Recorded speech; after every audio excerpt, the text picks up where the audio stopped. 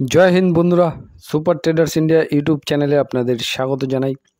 তো এখন আমি আপনাদের সামনে টোটাল দুটো কোম্পানি তুলে ধরব, যে দুটো কোম্পানি খুব দারুণ কোম্পানি এবং এর ব্যবসাও খুব ভালো। এর মধ্যে একটা কোম্পানি হচ্ছে ফাইন্যান্স কোম্পানি এবং আরেকটা কোম্পানি ফিউচার ওরিয়েন্টেড বিজনেসের সাথে যুক্ত।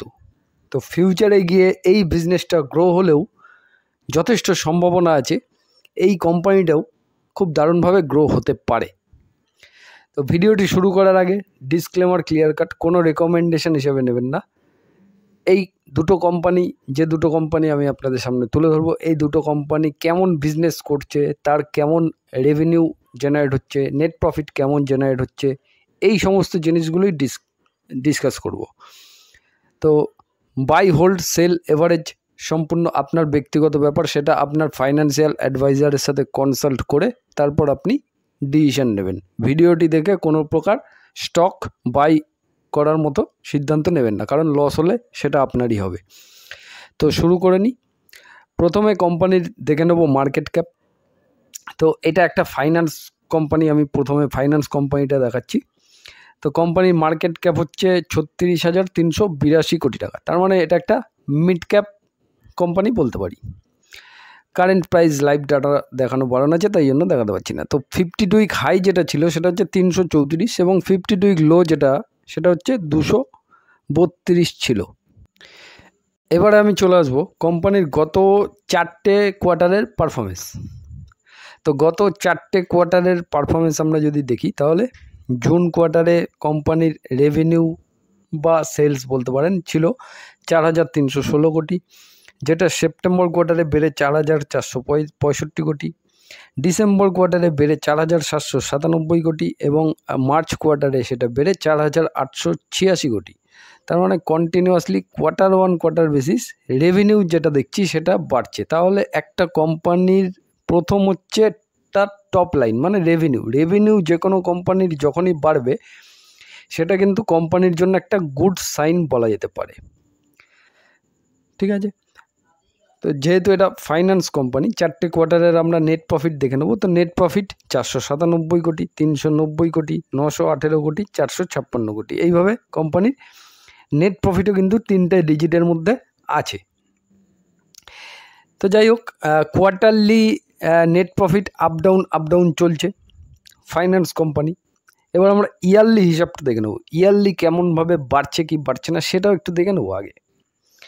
তো আমি গত 4টে বছর 2022 থেকেই দেখি, টোটাল 4টে কোয়ার্টার মিলিয়ে রেভিনিউ 11,400 কোটি, 2023-এ সেটা বেড়ে 12,828 কোটি, 2024-এ বেড়ে 15,963 কোটি এবং লাস্ট ইয়ারে 18,519 কোটি টাকা রেভিনিউ হয়েছে 4টে কোয়ার্টার মিলিয়ে। তাহলে continue year on year basis রেভিনিউটা বাড়ছে। তার মানে আমরা এক্ষেত্রে দেখলাম কোয়ার্টারলিও রেভিনিউটা যেভাবে বাড়ছে, ইয়ারলিও কিন্তু রেভিনিউটা খুব দারুণভাবে বাড়ছে। নেট প্রফিটে চলে আসবো আমরা।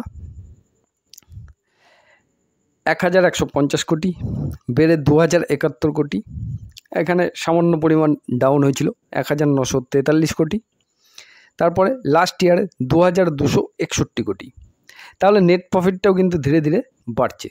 ইপিএসও আমরা যদি দেখি, তাহলে ইপিএস আগে তুলনামূলক যেটা ছিল, এখন কিন্তু ইপিএস ডবল ডিজিটের মধ্যে চলে এসছে। তাহলে কোম্পানির বিজনেস মানে যেটা রেভিনিউ এবং নেট প্রফিট, এই দিকটা কিন্তু সম্পূর্ণ ওকে হয়ে গেল। এবারে চলে আসবো কোম্পানির কাছে কত রিজার্ভস আছে। তো যেহেতু এটা ফাইন্যান্স কোম্পানি, তো ফাইন্যান্স কোম্পানির রিজার্ভস যত বাড়বে সেটাও ভালো এবং বোরোয়িংটা যত বাড়বে সেটাও ভালো। তো রিজার্ভস আমরা দেখতে পাচ্ছি 21,282 কোটি টাকা রিজার্ভস আছে কোম্পানির কাছে, তাহলে এটা ভালো এবং রিজার্ভসটা বেড়েছে। আচ্ছা, বোরোয়িং 1 লক্ষ কোটি টাকা ছিল, সেখান থেকে 1,19,000 কোটি, তাহলে বোরোয়িংও বাড়ছে। তো ফাইন্যান্স কোম্পানির যত বোরোয়িং বাড়বে তার মানে বিজনেস বাড়ছে, লোন দিচ্ছে আরও। এবারে কোম্পানির ফিক্সড অ্যাসেটের দিকে আমরা যদি চলে আসি, তাহলে ফিক্সড অ্যাসেটের পরিমাণ 800 কোটি থেকে 1,000 কোটি, 1,000 কোটি থেকে 1,200 কোটি। তাহলে ফিক্সড অ্যাসেটের পরিমাণ ধীরে ধীরে বাড়ছে।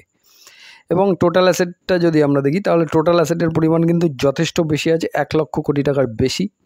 এবং সেটাও কিন্তু ধীরে ধীরে বাড়ছে। তাহলে এক্ষেত্রে সমস্ত দিকেই আমরা যেটা দেখলাম সেটা ফান্ডামেন্টাল খুব ভালো আছে কোম্পানি। এবারে চলে আসবো কোম্পানির share holding pattern. Promoter holding 52.49%। এবারে আমরা প্রোমোটার হোল্ডিং যদি দেখি তাহলে মার্চ কোয়ার্টারে প্রোমোটার হোল্ডিং যা ছিল সেখান থেকে এখন দেখছেন জুন কোয়ার্টারের আপডেট হয়ে গেছে, জুন 2025। তাহলে আমরা এই কোয়ার্টারে কি দেখছি, প্রোমোটার তার নিজের স্টেক বাই করেছে, যেটা একটা কোম্পানির জন্য খুব ভালো সাইন। আচ্ছা, এফআইসকে আমরা যদি দেখি তাহলে এফআইস কিছুটা সেল করেছে, ডিআইস কিন্তু আবার বাই করেছে। তাহলে এফআইস সেল করেছে, প্রোমোটার বাই করেছে এবং ডিআইসও বাই করেছে। এবারে পাবলিকের দিকে আমরা যদি দেখি তাহলে পাবলিকের কাছে ওই যা ছিল সেমই আছে, সামান্য পরিমাণ পাবলিক কিনেছে এবং পাবলিকের কাছে সবথেকে বড় কথা হচ্ছে 10%-এর নিচে হোল্ডিং আছে। তার মানে এই কোম্পানিতে পাবলিক খুব বেশি নেই। আদার্স ইনস্টিটিউশন এবং প্রোমোটারের কাছে কিন্তু ম্যাক্সিমাম মাল আছে কোম্পানির। এবারে আমরা এই পাবলিকের প্লাস সাইনেও যদি ক্লিক করি তাহলে এখানেও কিন্তু 1% একটা বড় প্লেয়ার ঢুকে বসে আছে এর মধ্যে, ঠিক আছে। এবং ডিআইসের প্লাস সাইনে আমরা যদি ক্লিক করি তাহলে এখানে কিন্তু খুব দারুণ কিছু ফান্ড হাউসের ইনভলভমেন্ট আছে এই কোম্পানিতে, সেটাও একটু দেখিয়ে দিই। আমি প্লাস সাইনে ক্লিক করলাম, তো এখানে দেখতে পাচ্ছি আমরা LIC life insurance corporation of India, তাদের কিন্তু 10% স্টেক আছে এই কোম্পানিতে। এবং 3টে মিউচুয়াল ফান্ড দেখব, সেটা হচ্ছে এইচডিএফসি মিউচুয়াল ফান্ড, তাদের কাছে প্রায় 6% মতো হোল্ডিং আছে। এসবিআই মিউচুয়াল ফান্ডের কাছে হোল্ডিং আছে প্রায় 5.25%। এবং এইচডিএফসি লাইফ ইন্স্যুরেন্স কোম্পানি, তাদের কাছেও কিন্তু হোল্ডিং আছে প্রায় 2.5%। তাহলে এলআইসিও একটা বড় সংস্থা এবং তার সাথে সাথে এই তিনটেও কিন্তু একটা বড় সংস্থা, তা এদের কাছে কিন্তু যথেষ্ট পরিমাণ হোল্ডিং আছে। তাহলে এক্ষেত্রে আমরা দেখলাম যেটা কোম্পানির রেভিনিউ বাড়ছে, নেট প্রফিট বাড়ছে এবং রিজার্ভস বোরিং সম্পূর্ণটাই ঠিক আছে এবং তার সাথে সাথে কোম্পানির কিন্তু শেয়ার হোল্ডিং প্যাটার্নেও একটা পজিটিভনেস আমরা পেলাম। তাহলে এবার অনেকেই হয়তো এত কিছু দেখার পর আপনার খুবই পছন্দ হতে পারে, কিন্তু এই ভিডিওটি দেখে একদমই কোনো মতেই মানে আমার কথা শুনে কখনোই আপনি কোনো শেয়ার বাই করার কথা চিন্তা করবেন না, কারণ কোম্পানির কিন্তু প্রিভিয়াস রেকর্ড দেখছি আমরা, ভবিষ্যতে কী হবে সেটা কিন্তু কেউ জানে না। সুতরাং এটাই হচ্ছে স্টক মার্কেটের রিস্ক। এবার স্টক মার্কেটে আপনি যখন এসছেন তখন নিশ্চয়ই সমস্ত কিছু বুঝে এসছেন এবং এখানে রিস্কও নিতে এসছেন। এবার রিস্কটাও সমস্ত কিছু দেখে তারপরেই নেওয়া উচিত, কারণ টাকাটা কষ্ট করে ইনকাম করেছেন, সেটা কোনো প্রকার আমি চাই না কখনোই আমার ভিডিও দেখে আপনি কোনো প্রকার বাই হোল্ড সেল এভারেজ করার ডিসিশান না নেন। আপনি স্টাডি করতে পারেন, কোম্পানিটাকে নিয়ে দেখতে পারেন, স্টাডি করবেন, কোম্পানির ব্যবসা সম্বন্ধে পড়বেন, জানবেন, বুঝবেন, তারপরে আপনার যে ফাইন্যান্সিয়াল অ্যাডভাইজারের সাথে কনসাল্ট করে তারপর আপনি শেয়ার কেনাকাটার কথা চিন্তা ভাবনা করবেন, ঠিক আছে। তো চলে আসি আমি কোম্পানির নামটা কি এবার অনেকেই জানতে চাইছেন এবং সর্বশেষে আমি এখন কি পজিশনে আছে সেটা বলে দেবো, দেখাবো না, সেটা বলে দেবো একদম শেষে গিয়ে, ঠিক আছে। তো কোম্পানিটি অনেক বড় একটা সংস্থা, মহিন্দ্রা অ্যান্ড মহিন্দ্রা ফাইন্যান্স, ঠিক আছে। এটা হচ্ছে এই কোম্পানির আমি যা টোটাল ডিসকাস করলাম, টোটাল যা ব্যাপারটা দেখালাম সেটা হচ্ছে এই company Mahindra and Mahindra finance. তো মহিন্দ্রা গ্রুপ কিন্তু একটা বড় গ্রুপ এবং এদের যে একটা এনবিএফসি এটা, ঠিক আছে। তো গাড়ি যারা যে সমস্ত মানুষেরা মানে মহিন্দ্রা অ্যান্ড মহিন্দ্রার গাড়ি নিয়ে থাকে তাদেরকে ফাইন্যান্স করে এরা, ঠিক আছে। এছাড়া আরও অনেক রকমই কাজ করে, আপনি যখন ডিটেলসে পড়বেন কোম্পানির বিজনেস সম্বন্ধে তখন পুরোটাই জানতে পারবেন, ঠিক আছে। তো আরও একবার কোনো রেকমেন্ডেশন নয়, এবার চলে আসি আমি সেকেন্ড কোম্পানিতে। সেকেন্ড যে কোম্পানিটা ডিসকাস করব তার মার্কেট ক্যাপ হচ্ছে 9,116 কোটি টাকা, তার মানে এটার মার্কেট ক্যাপ কিন্তু 10,000 কোটি টাকারও নিচে। তাহলে এটা একটা মিড ক্যাপ, 5,000 কোটির ওপরে যখন মার্কেট ক্যাপ হয়ে যাবে সেটা মিড ক্যাপ। তবে মানে আমি পার্সোনালি যেটা মিড ক্যাপ হিসাবে দেখি সেটা হচ্ছে 20,000-এর ওপরে, এটা আমার ব্যক্তিগত, তো আপনারা সেটা নাও করতে পারেন। যাই হোক, তো 9,000 কোটি টাকা মার্কেট ক্যাপ। তাহলে মার্কেট ক্যাপ অনুযায়ী এই কোম্পানি কিন্তু যখন এখান থেকে 10 গুণ হবে সেটা পরের কথা, কবে হবে কি হবে না সেটা কোম্পানির বিজনেসের ওপর নির্ভর করছে। তো যখন এই কোম্পানিটা ধরুন 10 গুণ হয়ে যাবে তখন এই মার্কেট ক্যাপটা 90,000 কোটি টাকা হয়ে যাবে। তাহলে 9,000 কোটি থেকে 90,000 কোটি কিন্তু মানে খুবই মানে মার্কেটের দিক থেকে দেখতে গেলে এই পরিমাণ যে অঙ্কটা আছে সেটা খুবই কম, তার মানে খুবই ছোট অঙ্ক। তাহলে মার্কেট ক্যাপ অনুযায়ী কিন্তু যথেষ্ট বড় হওয়ার সম্ভাবনা আছে। এবার আমাদের কোম্পানির বিজনেস কিন্তু দেখতে হবে। আচ্ছা, এই কোম্পানিটা কিন্তু ফিউচার ওরিয়েন্টেড বিজনেসের সাথে যুক্ত। ফিউচার ওরিয়েন্টেড এই বিজনেসটা যদি গভর্নমেন্ট একটু ফোকাস করে তাহলে কিন্তু এই কোম্পানিটা দারুণ মুনাফা তৈরি করতে পারে, যথেষ্ট ক্ষমতা রাখে।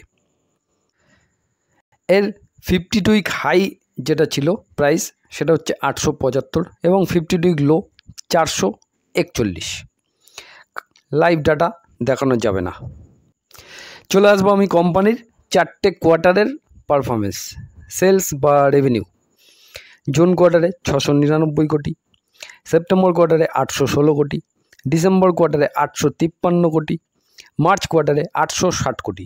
তাহলে কোয়ার্টারলি রেভিনিউ বাড়ছে, এক্ষেত্রেও কোম্পানির টপ লাইন বৃদ্ধি পাচ্ছে, যেটা কিন্তু একটা কোম্পানির জন্য ভালো সাইন। ঠিক আছে, অপারেটিং প্রফিট মার্জিন 10%-এর ওপরে ছিল, এখন লাস্ট দুটো কোয়ার্টারে 9% করে হয়েছে। ঠিক আছে, তো একটু গভর্নমেন্টের ফোকাস করতে হবে, তাহলে কিন্তু এই কোম্পানিটা দারুণভাবে গ্রো করার সম্ভাবনা আছে। লাস্ট 4টে কোয়ার্টারে নেট প্রফিট আমরা যদি দেখি 84 কোটি, 54 কোটি, 41 কোটি, 40 কোটি। তো ডবল ডিজিটে চলছে আপাতত কোয়ার্টারলি। এবার আমরা ইয়ারলি পারফরমেন্সটা দেখে নেব। কোয়ার্টারলি আপ ডাউন কিছু চলতে পারে, তবে ফিউচার ওরিয়েন্টেড বিজনেসের সাথে যেহেতু জড়িত কোম্পানি, তো যদি ফিউচারে গিয়ে এই মানে বিজনেসটা গভর্নমেন্ট ফোকাস করে দেয় তাহলে কিন্তু এই রেভিনিউ অনেক পরিমাণ বাড়ার সম্ভাবনা আছে। ঠিক আছে, আচ্ছা লাস্ট 4টে বছরের আমরা রেভিনিউ দেখে নেব। 2022-এ 2,300 কোটি, সেখান থেকে বেড়ে 3,528 কোটি। 2024-এ একটু ডাউন 3,400 কোটি, আবার 2025-এ আরও একটু ডাউন 3,228 কোটি। তাহলে মোটামুটি সেলসটা ঠিকঠাকই আছে আপাতত। এখন লাস্ট 4টে কোয়ার্টারে আমরা কিন্তু রেভিনিউটা আবার বাড়তে দেখছি। ঠিক আছে, নেট প্রফিটে আমরা যদি চলে আসি তাহলে 150 কোটি, 240 কোটি, 283 কোটি, 219 কোটি। তাহলে ইপিএস সিঙ্গেল ডিজিট থেকে ডবল ডিজিটে আপাতত এসছে। বাকি জিনিসগুলো আমরা দেখে নেব। তাহলে আপাতত মানে রেভিনিউ এবং নেট প্রফিটে কিন্তু আমরা আপাতত এভারেজ পারফরমেন্স পাচ্ছি, তবে টুকটাক মানে লাস্ট 4টে কোয়ার্টার মিলিয়ে একটু বেটার। একটু খরচটা বেশি হয়েছে, তাই নেট প্রফিটে বৃদ্ধি করতে পারেনি কোম্পানি, যার কারণে কোম্পানির শেয়ার প্রাইসেও একটু ডাউনফল অবশ্যই হয়েছে। কোম্পানির কাছে রিজার্ভস আছে 1,345 কোটি, রিজার্ভসের পরিমাণ কন্টিনিউয়াসলি বাড়ছে, তাহলে এটা কিন্তু একটা ভালো সাইন। এবং বোরোয়িং আছে 195 কোটি, তাহলে রিজার্ভসের তুলনায় বোরোয়িং যথেষ্ট কম আছে। ঠিক আছে, কোম্পানি চাইলে মানে কোম্পানির যেহেতু নেট প্রফিট হচ্ছে সুতরাং বোরোয়িং যখন তখন ক্লিয়ার করে দিতে পারে। তো বোরোয়িং থাকা কোনো কোম্পানির জন্যই খারাপ নয়, সেই কোম্পানি যদি নিজের বিজনেসটাকে গ্রো করছে সেই বোরোয়িংটা নিয়ে তাহলে সেটা তার জন্য ভালো। আচ্ছা, ফিক্সড অ্যাসেটে যদি আমরা চলে আসি তাহলে 286 কোটি, সেখান থেকে বেড়ে 317 কোটি, 474 কোটি, 528 কোটি। তাহলে কন্টিনিউ ফিক্সড অ্যাসেটের পরিমাণ কোম্পানির বাড়ছে, যেটা একটা ভালো সাইন। এবং টোটাল অ্যাসেটের দিকে আমরা যদি দেখি তাহলে টোটাল অ্যাসেট 2,200, 2,600, 2,800 এবং 3,000-এর ওপরে। তাহলে টোটাল অ্যাসেটও কন্টিনিউ বাড়ছে। তাহলে ফান্ডামেন্টাল মোটামুটি সমস্ত দিক থেকে ওকে, ঠিকঠাক আছে। এবারে আমরা চলে আসবো শেয়ার হোল্ডিং প্যাটার্ন। তো প্রোমোটারের কাছে হোল্ডিং আছে 32.81%, সেম হোল্ডিং প্রোমোটার রেখে দিয়েছে। আচ্ছা, এবার ইনস্টিটিউশন কি করছে? এফআইস একটু একটু করে সেল করেছে, ডিআইস বাই করেছে তার মানে এফআই সেল করেছে যতটা, ডিআইস কিন্তু পুরো মালটাই কিনে নিয়েছে। পাবলিককে আমরা যদি দেখি তাহলে পাবলিকের কাছে 30% প্লাস হোল্ডিং আছে, কিন্তু ম্যাক্সিমাম মালটাই বড় প্লেয়ারদের কাছে আছে। তাহলে average share holding pattern average আছে, ঠিক আছে। তো এক্ষেত্রে আমরা শেয়ার হোল্ডিং প্যাটার্নটা এভারেজ পেলাম, এবং কোম্পানির যে business top line revenue net profit সেটা একটা এভারেজ পারফরমেন্স পেলাম। তার মানে সমস্ত দিক থেকেই এভারেজ।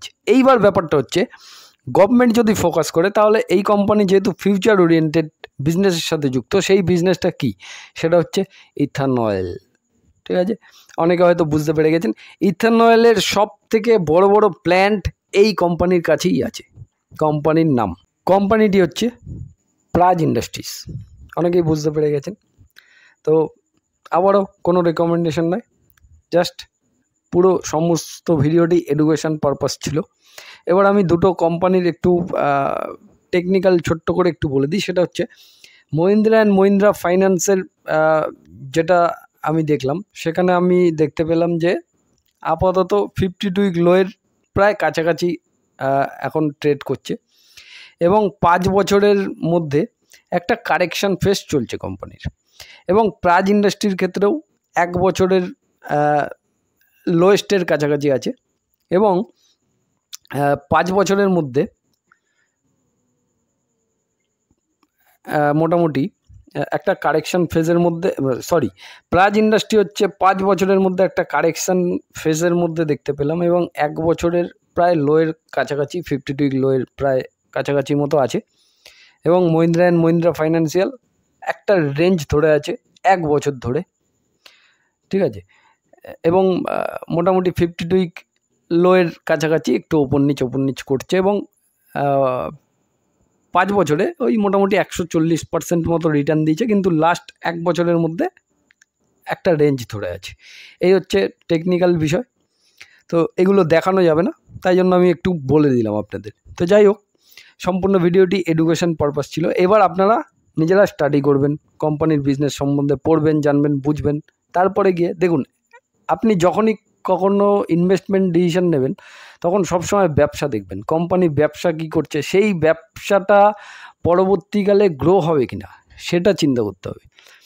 আপনি কিন্তু বিজনেস দেখে তবেই ইনভেস্ট করতে হবে। আপনি যদি শুধুমাত্র শেয়ার প্রাইস দেখে ইনভেস্টমেন্ট করেন তাহলে সেটা বুদ্ধিমানের কাজ কখনোই হবে না। কারণ লং টাইম ইনভেস্টিংয়ের জন্য সবসময় আপনাকে কোম্পানির বিজনেসের ওপর ফোকাস করতে হবে, এবং সেই বিজনেসটা ভবিষ্যতে যদি বড় হয় তাহলে সেই কোম্পানির শেয়ার প্রাইসও ধীরে ধীরে বাড়বে। কিন্তু তার জন্য আপনাকে অপেক্ষা করতে হবে, ধৈর্য ধরতে হবে, মানে ধৈর্যের সাথে আপনাকে হোল্ডিং করতে হবে, হোল্ডিং করে পেশেন্স রাখতে হবে। তাড়াহুড়া করলে হবে না, তাড়াহুড়া করার জন্য আলাদা রকমভাবে আপনাকে কাজ করতে হবে, যেগুলো হচ্ছে শর্ট টাইম ট্রেডিং হিসাবে বলে, ঠিক আছে। আর ইনভেস্টিংয়ের জন্য সবসময় আপনাকে কিন্তু লম্বা চিন্তাভাবনা করতে হবে, লং টাইম আপনাকে কিন্তু ইনভেস্ট করে চুপচাপ বসে থাকতে হবে এবং হোল্ড করতে হবে, পেশেন্স, একদম ধীর গতিতে চলতে হবে। তাহলে সেই কোম্পানিটাও যদি ধীরে ধীরে বড় হয়, আপনার কিন্তু টাকাটাও ধীরে ধীরে বড় হবে। এটাই হচ্ছে স্টক মার্কেটের নিয়ম। আপনি যদি সঠিক কোম্পানি চুজ করেন এবং সেই কোম্পানির বিজনেসটাও সঠিকভাবে চলতে থাকে, তাহলে আপনার টাকাটাও ধীরে ধীরে গ্রো হবে, ঠিক আছে। তো তার জন্য লং টাইম প্রয়োজন, সময় মেন হচ্ছে টাইম। আপনি যত টাইম দেবেন সেই হিসাবেই কিন্তু মার্কেটও আপনাকে রিওয়ার্ড দেবে, ঠিক আছে, এটা মাথায় রাখবেন। তো যাই হোক, সমস্ত ভিডিওটি এডুকেশন পারপাস ছিল। যদি ভিডিওটি আপনাদের ভালো লাগে তাহলে অবশ্যই একটা লাইক দিয়ে দেবেন, কমেন্ট, শেয়ার, যারা নতুন আছেন সাবস্ক্রাইব করে নেবেন চ্যানেলটি। এবং যারা একটু টেকনিক্যাল ব্যাপার শিখতে চান, একটু অ্যাডভান্স লেভেলের কিছু শিখতে চান, তাহলে মেম্বারশিপ করা আছে, মেম্বারশিপ নিয়ে নিতে পারেন। একদম ন্যূনতম একটা ফিজ আছে, সেই ফিজের এগেনস্টে আপনি মেম্বারশিপ নিয়ে নিতে পারেন। সেখানে বিভিন্ন রকম টেকনিক্যাল অ্যানালাইসিস, ফান্ডামেন্টাল অ্যানালাইসিস কীভাবে করতে হবে সমস্ত ব্যাপারে কিন্তু আমি ডিসকাস করে থাকি। আপনি চাইলে নিতে পারেন, না চাইলে নাও নিতে পারেন, এটা সম্পূর্ণ আপনার ব্যক্তিগত ব্যাপার, ঠিক আছে। তো যাই হোক, আজকে এই পর্যন্তই রাখছি। জয় হিন্দ, বন্দে মাতরম। সবাই ভালো থাকবেন, সুস্থ থাকবেন।